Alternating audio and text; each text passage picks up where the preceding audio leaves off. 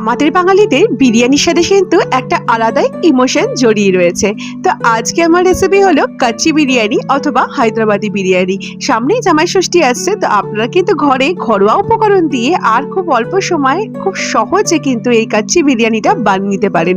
এর জন্য খুব অল্প সময় লাগবে আর একদমই কিন্তু আমার আজকের রেসিপিটা ঘরোয়া উপকরণ দিয়ে বানানো যায়। তো চলুন বন্ধুরা, দেখে নেব ঝটপট আর সহজ উপায়ে কি করে এই বিরিয়ানিটি বানিয়ে নেবেন। তো এই বিরিয়ানিটি বানাবার জন্য প্রথমে বানিয়ে নেবো একটা বিরিয়ানি মশলা। তো বিরিয়ানি মশলা বানাবার জন্য এখানে আমি নিয়ে নিয়েছি আস্ত মশলা কতগুলো, সেটা হচ্ছে ছোট এলাচ। ছোট এলাচ বাড়িতেই সব অ্যাভেলেবেল থাকে, তো ছোট এলাচ নিয়েছি এখানে একটুখানি 4-5টা মতো কাবাব চিনি, আর নিয়েছি মরিচ, নিয়েছি এখানে শুকনো গোলাপের পাপড়ি, নিয়েছি এখানে আস্ত দারচিনি, নিয়েছি জিরে, এখানে নিয়েছি ধনে, নিয়েছি এখানে জয়িত্রী, নিয়েছি বড় এলাচ, আর নিয়েছি এখানে জায়ফলটা একটু ভেঙে নিয়েছি, আর নিয়েছি কিছু লবঙ্গ। এই মশলাগুলো কিন্তু আপনারা যে কোনো সুপার মার্কেটে অথবা যে কোনো বড় গ্রোসারি স্টোরে কিন্তু অলরেডি বিরিয়ানির আস্ত মানে মশলা হিসাবে কিন্তু এগুলো প্যাকেট করে করে বিক্রি হয়। তো আপনারা কিন্তু ওরকম একটা প্যাকেট কিনে নিয়ে এইভাবে এটাকে আজকে করে নিতে পারেন। তো এই মশলাগুলোকে আমি মানে গ্যাসের ফ্লেমটাকে দেখুন এখানে হাই রেখেছি। হাই ফ্লেমে কিন্তু এটাকে আমি প্রায় 1 মিনিটের মতো, মানে 1 মিনিট মানে আমি বলছি 1 মিনিট ইন সেন্স লাইক আমি যতখানি ডিস্টেন্সটা, এটা অনেকটা উঁচু করে করতে হয়, একদম গ্যাসের মধ্যে ডিরেক্ট বসিয়ে করবে না, তাহলে মশলাটা পুড়ে যাবে। মানে হালকা যখন ধোয়া ওঠা শুরু করবে ঠিক এই স্টেজে কিন্তু আপনারা গ্যাসটাকে বন্ধ করে একটা প্লেটে এইভাবে এটাকে ছড়িয়ে নিয়ে একটু ঠান্ডা করে নেবেন। আর অবশ্যই কিন্তু একটু ঠান্ডা করে নেবেন মিক্সিতে এটা ঘোরানোর আগে, নালে কিন্তু এটা ধোয়া ধোয়া গন্ধ এর মধ্যে চলে আসবে। এটাকে ঠান্ডা করে নিয়ে তারপরে এরকম করে মিক্সিতে গুঁড়ো করে নিয়ে রেখে দেবো। এবার এখানে নিয়ে নিয়েছি আমি 700 গ্রামের মতো চিকেনগুলোকে একটু লেগ পিস নিয়েছি, আর একটু থাইয়ের মাংসগুলো নিয়েছি, মানে একটু বড় বড় সাইজ করে নিয়েছি।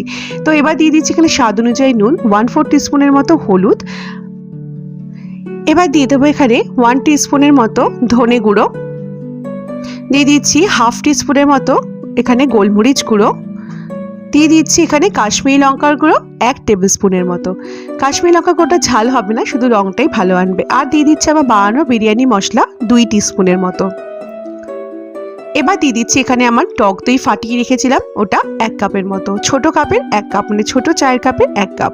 আর দিয়ে দিচ্ছি এখানে পেঁয়াজ আদা রসুন বাটা, এটা দিয়ে দিচ্ছি এখানে 3 থেকে 4 চামচের মতো। এবার এটাকে ভালো করে কিন্তু হাত দিয়ে এটাকে মেখে নেব। আজকে এই বিরিয়ানিতে কিন্তু, এই কাচ্চি বিরিয়ানিতে কিন্তু এই যে চিকেনটাকে আমি ম্যারিনেট করছি, এই ম্যারিনেট চিকেনটা কিন্তু আপনাদের মিনিমাম কিন্তু 6 ঘন্টা ফ্রিজে রেখে দিতে হবে। তো খুব ভালো হয় যদি আপনারা এটাকে আগের দিন রাত্রিবেলা এরকম করে ম্যারিনেট করে ফ্রিজে রেখে দিতে পারেন তাহলে। আর না হলে যদি আপনারা রাত্রে বিরিয়ানি বানান তাহলে কিন্তু এটাকে একদম সকাল সকালই এরকম করে চিকেনটাকে ম্যারিনেট করে ফ্রিজে রেখে দিতে হবে। তো আমি ওখানে চিকেনটাকে ম্যারিনেট করে ফ্রিজে রেখে দিয়েছি 6 ঘন্টার মতো। এবার ঠিক 5 ঘন্টা পর আমি চলে এসেছি আবার রান্নায়। তো এখানে প্রথমে চালটাকে ভালো করে জল দিয়ে ধুয়ে নেব। এখানে আমি 600 গ্রামের মতো চাল নিয়েছি, বাসমতি চাল। এটাকে ভালো করে 2-3 বার জল দিয়ে ধুয়ে নেব। প্রথমে ধুয়ে নিয়ে তারপর জলটাকে পাল্টে এখানে একটুখানি জল দিয়ে ভালো করে এটাকে ভিজিয়ে রেখে দেবো টানা 1 ঘন্টার মতো। 1 ঘন্টার মতো কিন্তু অবশ্যই চালটাকে ভেজাবেন, তাহলে চালটা কিন্তু খুব নরম হয়ে যাবে, আমার করতে কিন্তু বিরিয়ানিটা খুব সুবিধা হবে।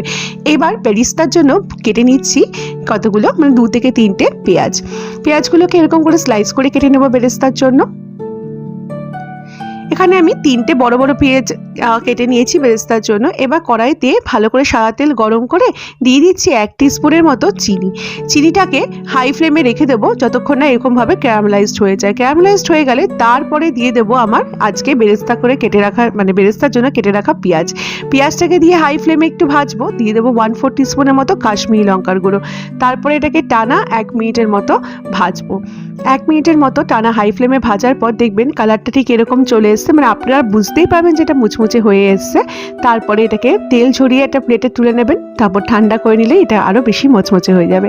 অপরদিকে গ্লাসে বসিয়ে দিয়েছিলাম গরম জল, তার মধ্যে দিয়ে দিচ্ছি 2টো তেজপাতা, 3টে এলাচ থেতো করা, আর একটা দারচিনিকে ভেঙে দিয়ে দিয়েছি, আর দিয়ে দিচ্ছি কিছু পুদিনা পাতা।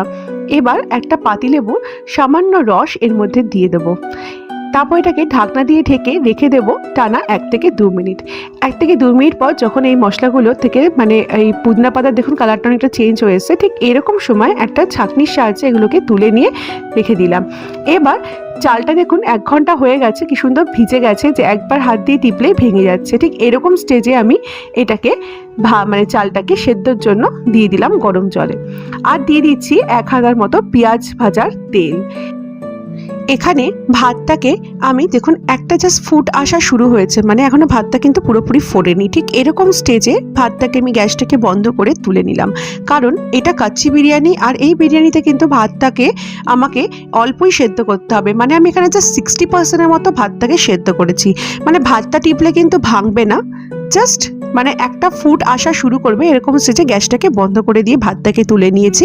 নিয়ে আমি একটা অন্য প্লেটে এটাকে রেখে দিয়েছি ঠান্ডা হওয়ার জন্য। এবার যেই কড়াইতে বা যেই পাত্রে দম দেবেন সেই পাত্রে ম্যারিনেট করে রাখা মানে 6 ঘন্টা 7 ঘন্টা ম্যারিনেট করে রাখা চিকেনটা ট্রান্সফার করে দিন। তারপরে যে ভালো করে চিকেনটা ট্রান্সফার করে নেওয়ার পরে যে পেঁয়াজ যে ভেজেছিলাম মানে যেটা বেরেস্তা করেছিলাম সেই বেরেস্তার যে তেলটা, সেই তেলটা এখানে দিয়ে দিন 2 থেকে 3 টিস্পুনের মতো। এই ভাজা তেলটা কিন্তু অবশ্যই অ্যাড করবেন, এটা কিন্তু এই মানে কাচ্চি বিরিয়ানিতে একটা স্পেশাল ইনগ্রিডিয়েন্ট। এই ভাজা তেলটা এর মধ্যে দিয়ে দিচ্ছি। তারপরে আমার যে হাফ সেদ্ধ করে রাখা ভাত, মানে যেটা আমার 60% সেদ্ধ করে রাখা ভাত, সেই ভাতটা এবার এর মধ্যে অ্যাড করব লেয়ার হিসাবে। তো তেলটাকে দিয়ে মাংসের সাথে ভালো করে মিশিয়ে নিলাম। এরপরে চিকেনের উপরে একটু পুদিনা পাতা ছড়িয়ে দিচ্ছি, তারপর দিয়ে দিচ্ছি লেয়ার করবার জন্য আমার আধা সিদ্ধ করে রাখা মানে 60% সেদ্ধ করে রাখা ভাতটাকে দিয়ে আমি এভাবে ছড়িয়ে দিলাম। তার মধ্যে দিয়ে দিচ্ছি আমার তৈরি করে রাখা বিরিয়ানি মশলা 1 থেকে 2 টিস্পুনের মতো। তারপরে এর উপর দিয়ে দেবো এইভাবে নুনটা। এইভাবে নুনটা দিলে কিন্তু নুনটা পুরো ভাতের মধ্যে খুব সুন্দরভাবে বসে, আর বিরিয়ানিটা কিন্তু খাওয়ার সময় একদমই খুব সুন্দরভাবে মানে নুনটা মিশে যায়। এবার দিয়ে দিচ্ছি আরও একটা ভাতের লেয়ার। আপনারা চাইলে এখানে কিন্তু বেরেস্তাটা যে বানিয়েছি সেটা এইভাবে অ্যাড করে দিতে পারেন লেয়ারে, কিন্তু আমি এইভাবে দেবো না, আমি একদম উপরে দেবো। এবার দিয়ে দিচ্ছি আরেকটু বিরিয়ানি মশলা, তারপর দিয়ে দেবো নুন আর বিরিয়ানি মশলাটাকে দেওয়ার পরে এবার আমি লাস্টে দিয়ে দেবো এখানে আমার তৈরি করে রাখা বেরেস্তাটা এর মধ্যে দিয়ে দেওয়ার পরে তারপরে আমি দিয়ে দিচ্ছি একটু ধনেপাতা আর পুদিনা পাতা একসাথে মিশিয়ে রেখেছিলাম সেটা। তারপর দিয়ে দিচ্ছি এখানে কেওড়া জল 2 টিস্পুনের মতো।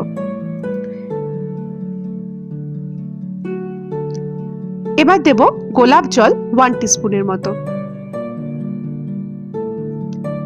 তারপরে এখানে দিয়ে দেব 2 টিস্পুনের মতো ঘি।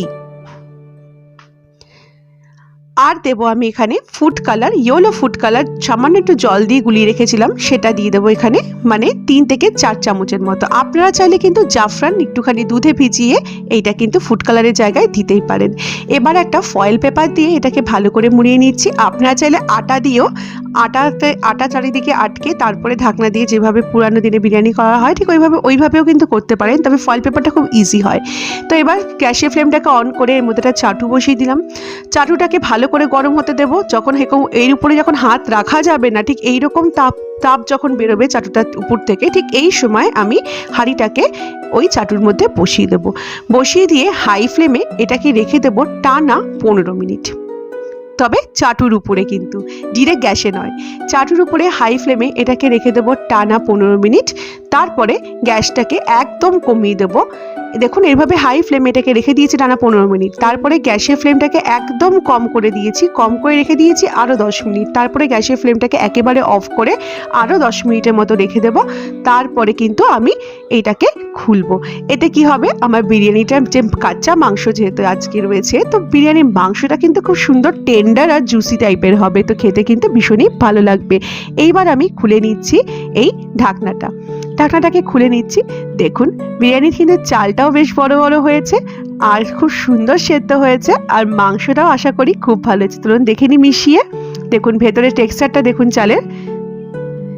আমি যেভাবে দম দিয়েছি সেইভাবে যদি আপনারা দম দিতে পারেন তাহলে কিন্তু মাংসটা খুব সুন্দর টেন্ডার আর জুসি হবে। দেখুন মাংসটা কিন্তু খুব সুন্দর সেদ্ধ হয়ে এসছে। আপনাদেরকে ছিঁড়ে দেখিয়ে দিচ্ছি পরে। এবার দেখুন মাংসটাকে একটা প্লেটে এইভাবে পরিবেশন করে নিচ্ছি। বন্ধুরা, এরকম একটা বিরিয়ানি কিন্তু রায়তার সাথে খেতে ভীষণই ভালো লাগে। আর গরমের দিনে আমরা সবাই চাই একটু হালকা পাতলা খেতে, যেহেতু এটার মধ্যে অনেকটা টক দই দেওয়া হয়, পুদিনা পাতা দেওয়া হয়, তো এরকম একটা বিরিয়ানি খেলে কিন্তু গ্যাস অম্বলের সম্ভাবনাটা খুবই কম থাকে। দেখুন চিকেনটাকে দেখিয়ে দিচ্ছি, কি সুন্দর জুসি আর টেন্ডার হয়েছে। এরকম একটা চিকেন দিয়ে কিন্তু আপনার চিকেনের মধ্যে এত সুন্দর ম্যারিনেশনের মশলাগুলো ঢুকবে, যেহেতু 6 ঘন্টা 7 ঘন্টার মধ্যে ম্যারিনেশন করা থাকবে। তো আপনারা কিন্তু এই রেসিপিটা বাড়িতে একবার ট্রাই করতেই পারেন। যদি আপনারা ট্রাই করেন আমার রেসিপিটি দেখে, তাহলে কমেন্টে জানাবেন আমার এই রেসিপিটি আপনাদের কীরকম লাগলো। আর যদি ভালো লাগে তাহলে একটা লাইক ও সাবস্ক্রাইব করে দেওয়ার অনুরোধ রইল। আজকে এই পর্যন্তই বন্ধুরা, আবার চলে আসবো একটা নতুন রেসিপির সাথে। ভালো থাকবেন, সুস্থ থাকবেন। Thank you for watching my channel.